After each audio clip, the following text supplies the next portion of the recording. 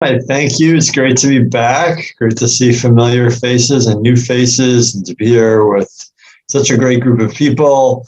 I'm calling in from still very hazy, smoky, and toxic Chicago. Less so than the last 3 days, but it's still pretty iffy. Wishing great health and peace and clear air to everybody. So today, this week, we read a double parsha, Hukat-Balak. That is to say, in the diaspora, we read a double parsha. If you're wondering why, in Israel, actually, they'll just be reading Balak. Last Shabbat, they read Hukat already. The reason for that is because, if you recall, the second day of Shavuot was on Shabbat. And so communities that only the diaspora has a long-standing tradition of adding a second day of Yom Tov that never took hold in the land of Israel. So the Shabbat, what in the diaspora was known as the second day of Shavuot, was a regular Shabbat in Israel. And so they went on with Parshat Shavuot, and in the diaspora fell a week behind because we were still reading the Shavuot reading on Shavuot. So this week, the whole Jewish world, diaspora, and the land of Israel will realign, as in the diaspora, we'll read two parshiot, Hukat and Balak. These are two chock-full parshiot. There's a lot going on. Some of the main action, Hukat begins with the very intriguing and long law of the red heifer, of how to do a periodic communal purge, detergent, sanctification of the altar from communal contact with impurity, with impurity from corpses. Then there's a conflict with the nation of Edom. Israelites want safe passage, Edom won't give it. There's another water crisis, and Moshe, when God gives a practical solution for a natural problem for the people of thirst, Moshe lashes out at them and gets punished, not being allowed to go into the land of Israel on account of that, because leaders should never berate the people that they're responsible for. And then Balak, we have this very piquant story of a fearful neighboring king, Balak, who wants to hire a roving famous spiritual man, Bilam ben Beor, to curse the Israelites. And Bilam keeps telling him, dude, you can pay me as much as you want. I'm not a magician. I'm just vibed in. I can tell you what God says. Time and time again, what God says is praises to the Jewish people. Balak gets mad. They move on. At the end of the second parsha, the whole Jewish people get drawn into a pagan orgy with Moabites and Midianites, and God gives instructions from Moshe to how to deal with it. Moshe ignores God's order and does something different. Moshe instructs also ignore him. Nobody's doing anything.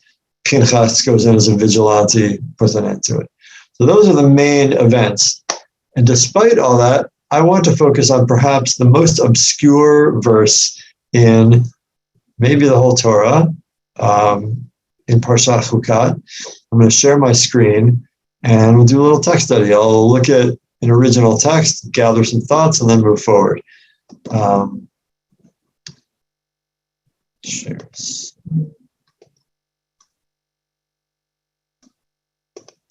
Okay. All right. Can everyone see this? Oh, and if I know some people like to open up the document in their own settings. Stop share for a second. I'll share the.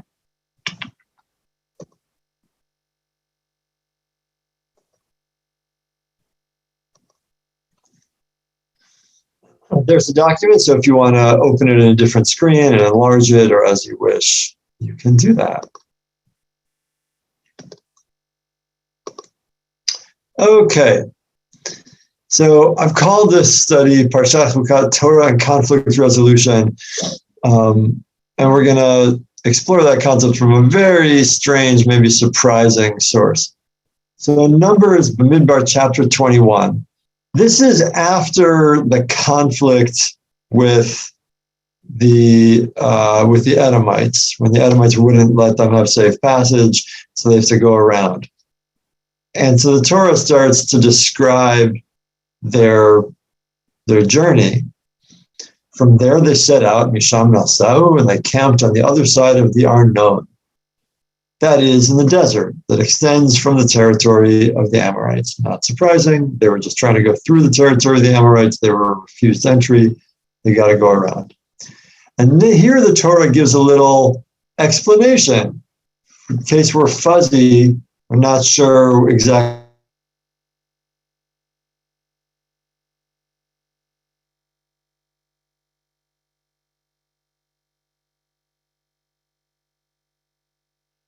Okay, It he's frozen. fleshes it out for us. For Arnon is the border. So you froze for a hot minute. Could you take it back like 30 to 40 seconds? Wow. Okay. Yeah. All right. So here we are. Sorry about that, everybody. So here we are back in Bamidbar, Numbers chapter 21, for an obscure verse in our parsha. Right after the episode of the Israelites being refused safe passage through the Amorite territory. From there, they set out and camped on the other side of the Arnon. That is in the desert that extends from the territory of the Amorites. For Arnon is the border of Moab, between Moab and the Amorites. The Torah seems to assume that we're a little fuzzy on that geography and wants to make sure we understand the political geography of where the Israelites were marching. Then, strangely, in order to help us understand this thing that is fuzzy for us, it refers to something it seems to assume that we know. Therefore, it says in the book, Wars of Adonai, Sefer Milchamot Adonai, Et Vahev in Sufa, and the wadis of Arnon, tributary wadis stretched along the settled country of Ar, hugging the border of Moab. That's the end of the quote from this book, Wars of Adonai. So, and from there, toward the well, that is the well about which Adonai said to Moshe, gather the people and I'll give them water. So I want to focus on this verse 14. Hi, Rabbi. I'm so sorry. I'm so sorry to interrupt you again. Can you change the access settings on your document so that they're not for editing, they're for anyone can view? I'm so sorry. All right.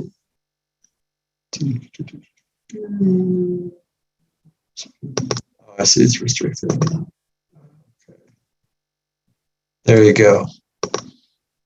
Thought I'd set a default for all my documents. There you go. My bad, everybody. Okay, it should be all good now. So the question here is, what is this book, Milchamot Adonai, the book of wars of Hashem? What does this mean, Et Vahev V'Sufa, and the wadis of Arnon? This thing that the Torah is quoting is the thing it assumes we know, we're familiar with, in order to help make this fuzzy political geography more understandable. And yet, to us as readers, not just to us, but to Rashi and the Ramban, to the Talmud, to the earliest rabbis of the Mishnah, to any sources that we have in our entire canon, there's no familiarity, no record of any book known as Sefer Milchamot Hashem.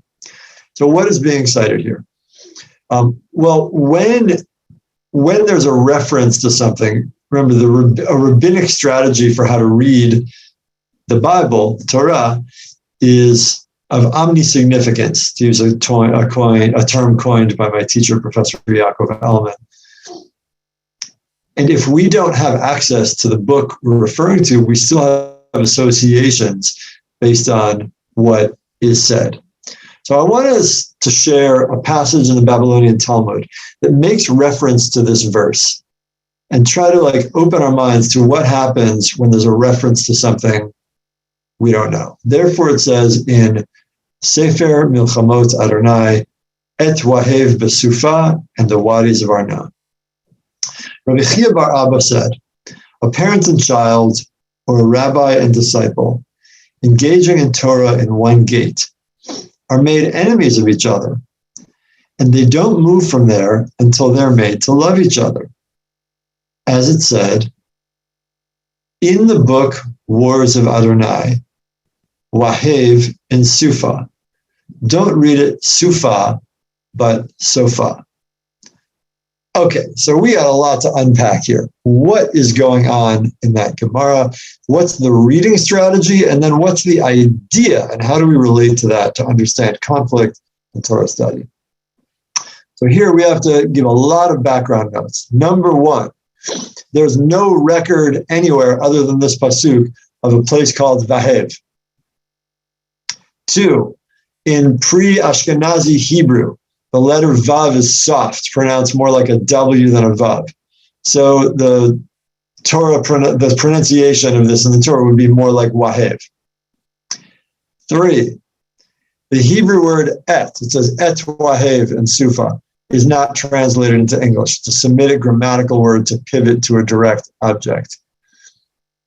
Four, the Hebrew root for love is ahav. The aleph is soft, is short, and the reflexive first-person continuous form is a prefix of the letters et. So like, I'm going to pray is et palel. I'm going to love in the future would be et ahev. Such that the way to say I'm continuously in a state of love might be et ahev, which sounds an awful lot like et wahev. So given that the readers know nothing of an actual book called Wars of Adonai, what we have when we read this pasuk is, in the book, Wars of Adonai. Basefer, Milchamot Adonai. When we're engaged in the book, we have holy war. Et Wahev, reflexive, ongoing love, Besufa. Don't read it as Sufa, but Sofa. Sof means the end. Meaning making in a place of obscurity.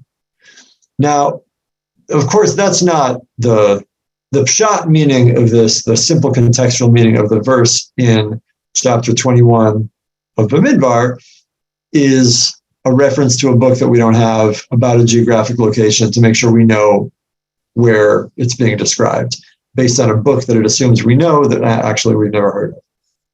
But along the way, the rabbis stumbled across, in a pasuk that has been rendered devoid of potential for meaning, the rabbis are able to stumble across and find place for meaning about the learning process in general. When we engage in the book, we have wars of Hashem, and we have reflexive, ongoing love in the end. So let's reread the passage in the Talmud. Rabbi Chia bar Abba said, a parent and a child, or a rabbi and disciple, engaging in Torah in one gate, are made enemies of each other, and they don't move from there until they are made to love each other. As it says in the book, Wars of Hashem, Et Wahev in Sufa. Don't read it Sufa, ela Sofa, the end. I'm going to stop the share for a moment, and I want to open up for discussion. What do people make of the idea that through engagement in a shared book or the shared book, we have conflict that leads to reflexive love at the end? We're sort of going to put aside what it means in terms of like the actual historical record. We have no other record of any sort of a book, Milchamot Adonai. Presumably it existed. We don't have it. But putting that aside, this notion itself, Torah study, engagement with the book, a shared book, starting with conflict, war, divine war, leading to love. Happy destiny. Go ahead.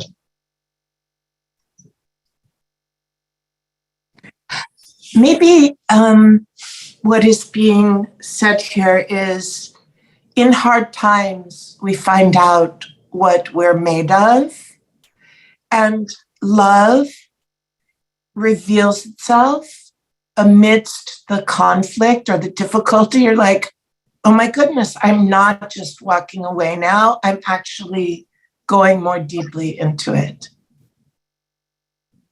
Thank you. Nina, you had a hand also. Sure. Can you hear me? Yes. Great. I mean, it makes me think about the whole modality of like dual learning, chavruta learning, that you can wind up having disagreements about interpretation. But those disagreements happen in a context of mutual learning and respect. And the idea, I think, is to come through that process, not necessarily landing on the same interpretation, but landing on in a place of respect and love for the process. So I think of it more as like an intellectual kind of battle or conflict, but the idea is not to destroy your enemy, but to kind of teach each other, even if you don't come to a shared understanding. Great, thank you, Nina. Yeah, I'm noticing a comment in the chat from Robin. Any kind of engagement with another person will tend to build some kind of connection, even if there remains some points of contention. And yet that doesn't always happen. Sometimes people deepen their conflict with each other. So I'm really interested in what are the mechanics here. Is this wishful thinking of Rabbi Chia bar Abba in the Gemara, or is there something specific about Torah? Greta comments, my first thought is that it is strikingly optimistic, but perhaps it's meant to function in a normative way, going into a relationship knowing in advance that you will have intellectual war and will also be undergirded by reflexive love. Jordan Jerome, why don't you go ahead?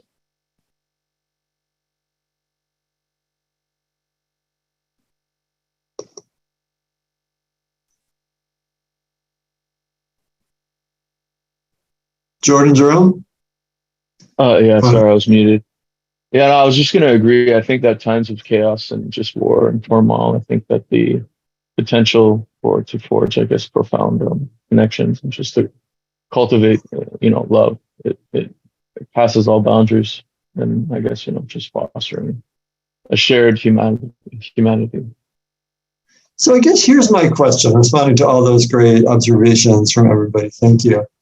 Is that does Rabbi Chia bar Abba imagine that the love at the end comes automatically?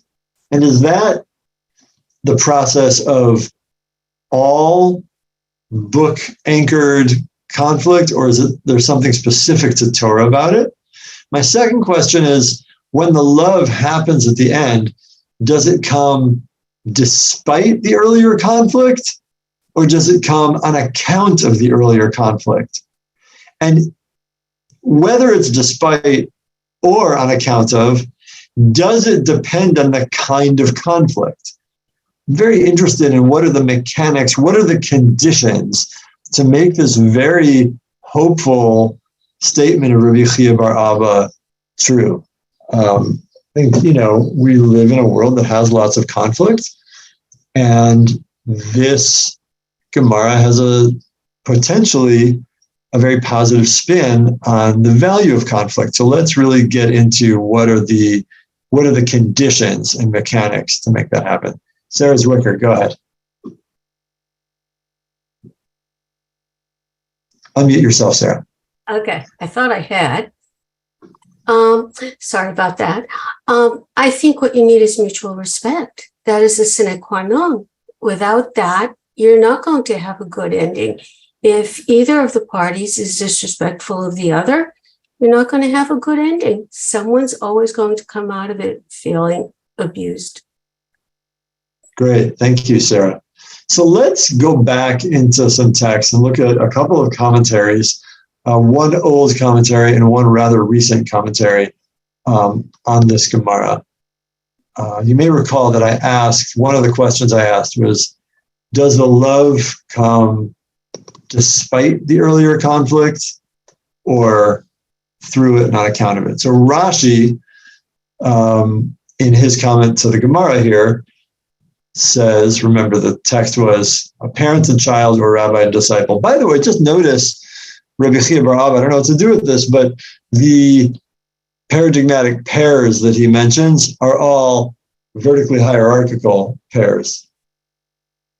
I'm sort of curious, why didn't he say two scholars engaging in Torah in one gate?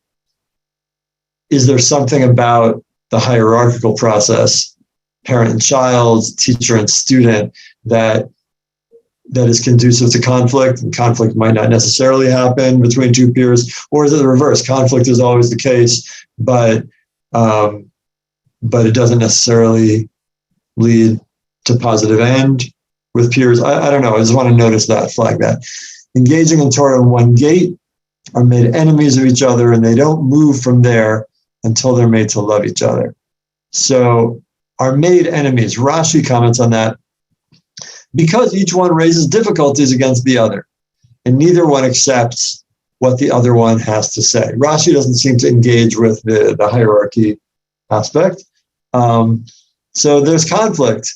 The milchamot Hashem through the Sefer are that the book doesn't have obvious answers, and people might have differences of interpretation, and that leads to hostility.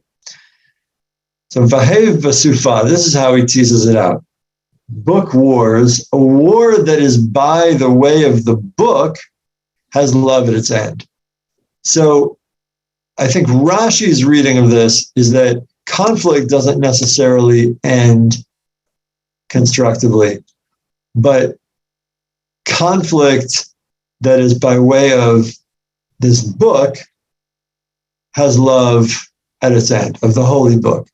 I think this suggests that despite the conflict, when they find their shared stake, because of their shared stake in this book, it has love at its end. There is something noteworthy about, like, why is it that once there's a basic shared understanding of basic truths for people, arguments can actually be a great source of delight.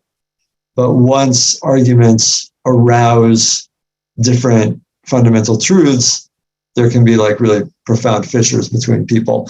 And I think he might be tapping at something there, that love can come through dispute when there's a shared reality. So I want to move to a more contemporary source, Rav Yitzchak Hutner, who died in 1980. He was very kind of sui generis, important Rosh Yeshiva in Brooklyn of the Chaim Berlin Yeshiva. Moved to the land of Israel, to Jerusalem in the last years of his life. And his work is called the Pachad Yitzchak. It's a collection of essays originally given orally in Yiddish in yeshiva, anchored around the holidays, but really dealing with like basic philosophical issues in life and in Judaism. And his daughter, Rebbetzin Bruria David, who just died a few weeks ago, turned them with his observation and agreement into kind of written literary Hebrew form. And they're probably the oral essays were mostly given in the 50s and 60s in the yeshiva, and then published subsequent to that. So Rav Hutner, in his third Hanukkah essay in the Pachad Yitzchak Hanukkah volume, addresses this Gemara and doesn't refer to Rashi, but doesn't quote Rashi, but is referring to Rashi, and then says something different. On first glance, these words come to teach us the significance and the size and the strength of the love connection embedded in the words of Torah. That is, that the strength of the love connection is so great that reliable friendship is promised even to those who previously hated each other. According to this understanding, the significance is that despite the hatred of the hour of dispute, love will come at the end and resolve it. Despite the earlier conflict, love will come at the end and resolve it, and they won't move from there until they love each other. And that's because of this shared love, the shared stake in Torah. However, since the point was clarified to us in a previous discussion,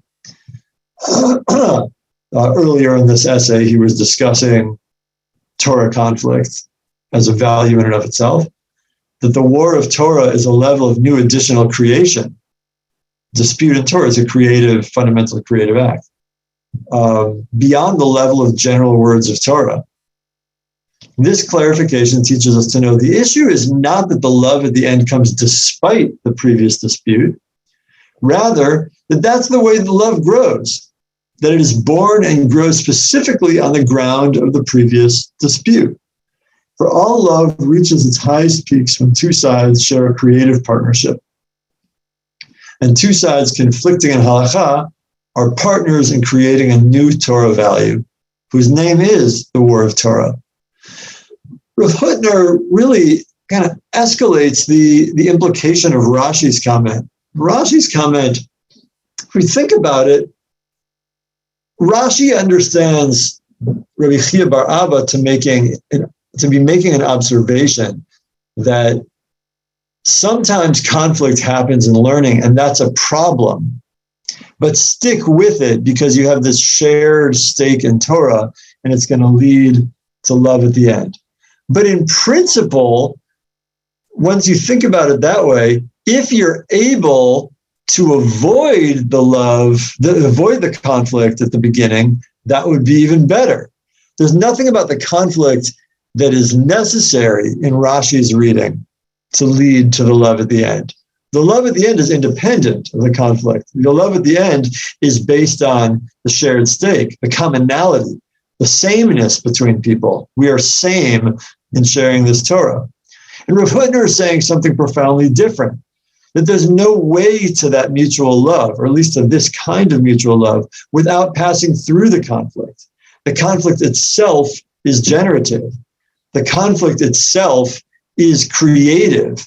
It's the way that Torah gets proliferated in the world, as opposed to just citing things, pre-existing things, actually making Torah alive, a living, breathing entity comes through conflict. That's where we get new ideas. The way he fleshes that out is there's a statement that the very first he goes to the Mishnah that cites the historically earliest dispute in rabbinic literature between Yossi ben Yoezer and Yossi ben Yochanan, very, very early, like proto-rabbinic sages who had a disagreement about how hands are laid on animals for sacrifices. And he reflects on the fact that there's a machloket, a dispute about this. Says, there had to have been an answer at some point. So when did it get forgotten? What happens when there's forgetting? What's the creativity in forgetting? And he refers to a Gemara in Eruvin that says that in the days of mourning for Moshe Rabbeinu, 350, I think, halachot were forgotten. But Otniel ben Kenaz, an obscure figure later in the book of Joshua, who is rabbinized by the rabbis of the Talmud, Otniel ben Kenaz restored them with his pilpul, with his dialectic. Now, what we get from that Gemara is that we're able to, we started at X level of, numerical value of quantity of Torah, dropped by 350 with the halachot that were forgotten. Otniel ben Kenaz restored them, but now we also have Otniel ben Kenaz's pilpul.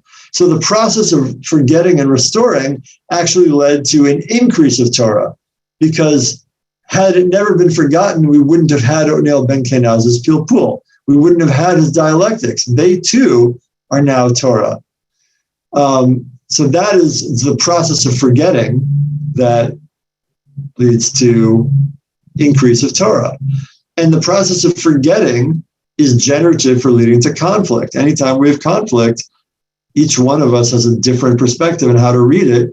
Theoretically, if we trace back to an initial revelation, there might have been an actual true answer. The fact that there's been some loss that leads to difference of perspective is the space of which Torah proliferation, of creativity, of conflict, and that is the place of love, that love through creativity. We can't get there throughout conflict. So the question here is, well, first of all, is Rav Hutner right? And second of all, if he is, in what conditions is he right? What are some of the risks? What would be conditions? What would be good applications and bad applications of Rav Hutner's reading? Noreen, go ahead.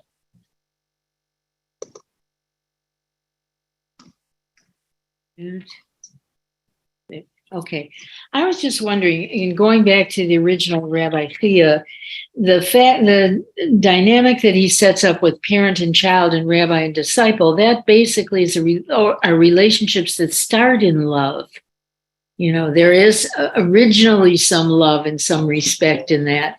And so the fact that it is ending in love is that tied, what if it's peer to peer, does that change the dynamic at all in terms of the outcome? Yeah, is it specific to the hierarchical nature? Neither Rashi nor Rav Hutner really addresses that. And I agree that we should. Is this specific to hierarchical relationships? Thank you. Are there any other comments or observations or reflections? So, with your permission, I thought in the remaining time we would look at, Sarah Zwicker, go ahead.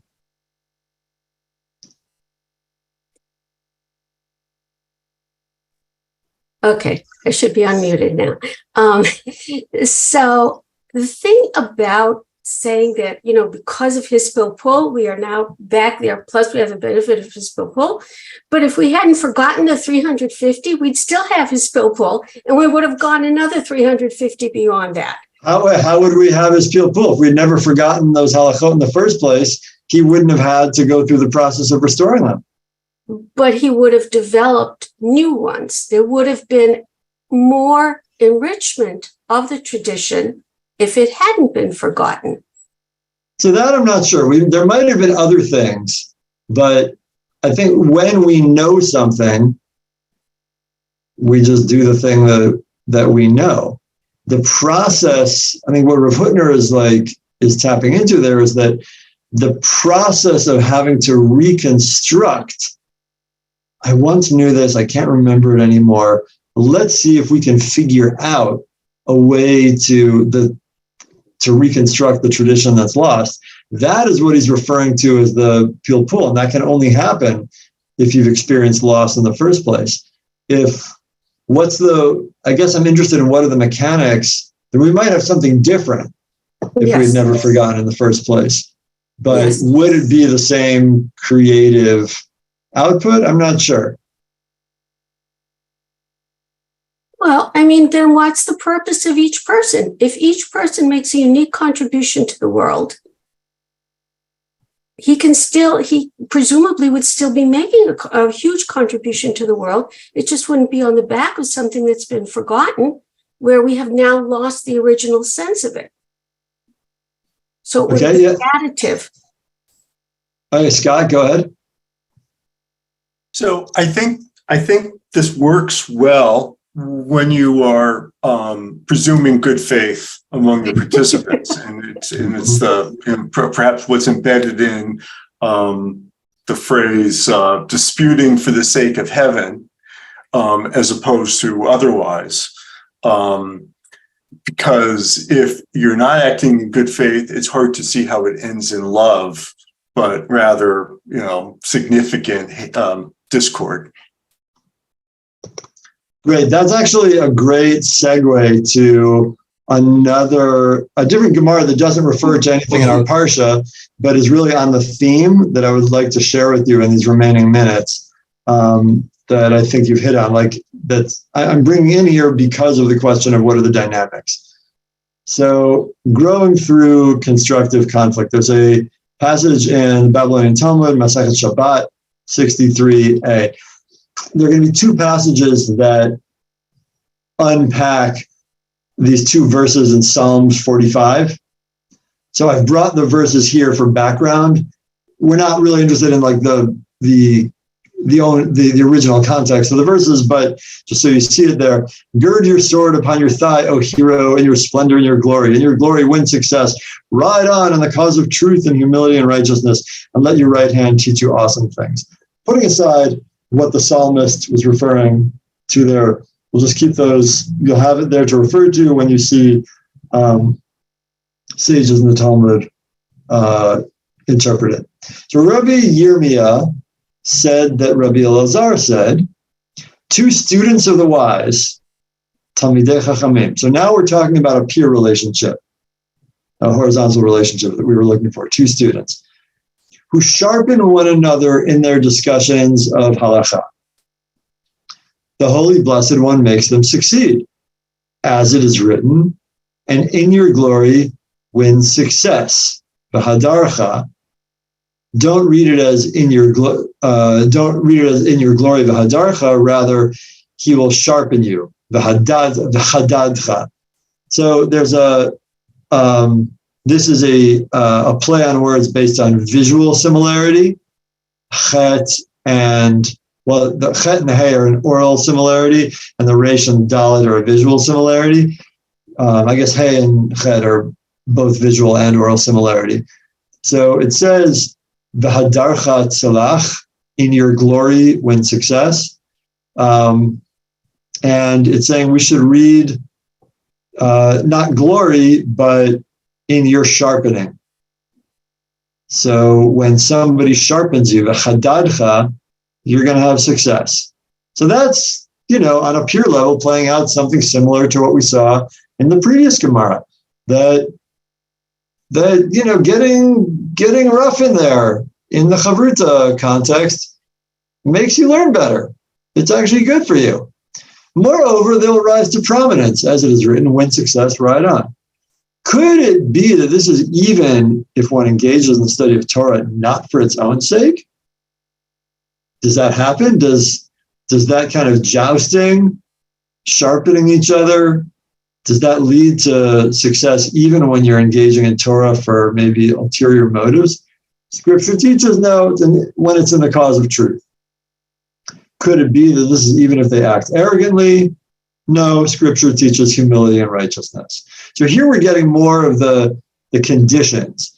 What are the conditions for some conflict, some jousting, some giving constructive criticism to each other, for that actually proliferating Torah and leading to greater learning and success? When we're doing it in the cause of truth, when we're not acting for ulterior motives, we're not trying to feed our ego, when we're not trying to defeat each other, we're just trying to get to a better understanding. But if we're really in it for learning, then when I say I don't think you have pshat there, here's why. I think this is a better reading. And that might hurt your feelings for a second, but ultimately that's going to proliferate Torah. But if it's in order to show you that I'm superior to you and not for humility and righteousness, then it's not going to work.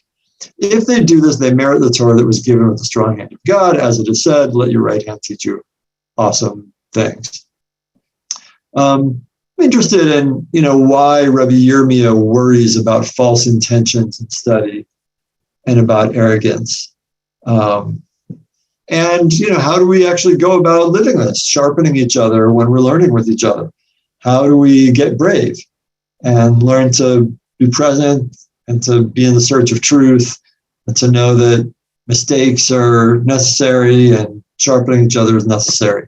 What do we make of the application of a military verse to the intellectual and ideological realm of study? Is that good? Should we be thinking of study that way? Is it like a reality that helps us take that reality seriously? So the continuation of that passage actually has what seems like a very opposite idea. I want to think about how these ideas coexist.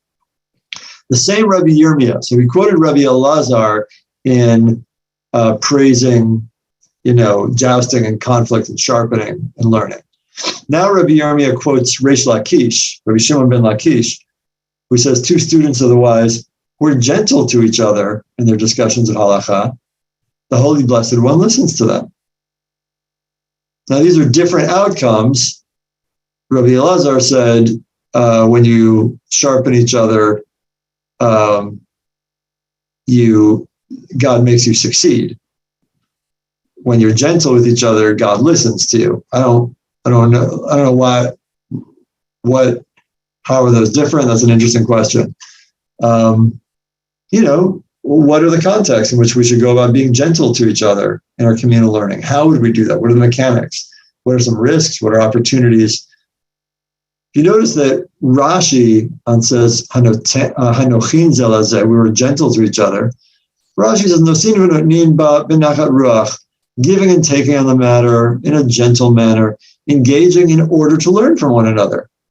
So Rashi thinks that the purpose of gentleness is in order to learn. Can gentleness sometimes not serve learning from each other? Is gentleness more conducive to learning? If Rashi thinks that gentleness is conducive of learning, how does he deal with the previous Gemara that said that, sharpening each other leads to success? How do these two teachings interact? Do Rabbi Yirmiyah's two teachers just disagree with each other? What's going on for Rabbi Yirmiyah in transmitting both and the Talmud placing them both together? What do you hold on to? What's the difference between divine success, which is the result of sharpening each other in learning, and divine listening, the result of gentleness in learning? And regardless of your stake in personal God, try to make sense of this teaching from the perspective of understanding God to be a mythic personification of the universe in working order. What does it mean to find success mythically, and what does it mean to be listened to mythically? We got about 2 minutes left. If anybody has reflections on making these different texts coexist in a universe with each other. I'm intentionally not going to tie it all up in a neat knot. I've brought these fascinating text and tension that the Talmud is bringing one after the other. So what do you make of this? What does your life experience teach you? What are contexts in which sharpening each other in learning is constructive, creative, and what are contexts in which gentleness is necessary? Don, go ahead. Yeah, my experience with communal learning is that people shy away from expressing themselves to the teacher. They are reluctant to show either what they know or what they do not know. And you can't tell yet. As a teacher or instructor, you can't take a reading or take the temperature of the group as to whether there has been a sharpening or whether there has been an absorption. So I think the whole issue of communal learning is something that needs to be looked at in the concept of teaching in the group. Thank you, Don. We have a lot of comments in the chat that I encourage you to take a look at. And I encourage you this Shabbat to think about what are the contexts in which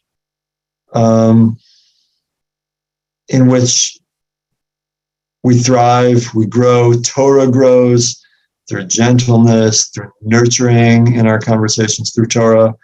And what are the contexts in which actually like a little bit of sharp edges can actually really bring out the best in us, make us grow, make Torah grow.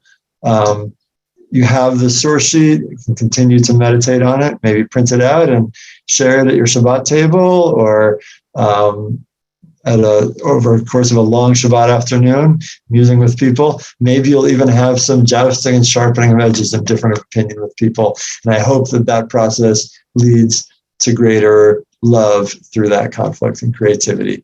Everybody have a Shabbat Shalom and a beautiful Shabbat. And I'll turn it back over for my Jewish learning announcements. It's coming up.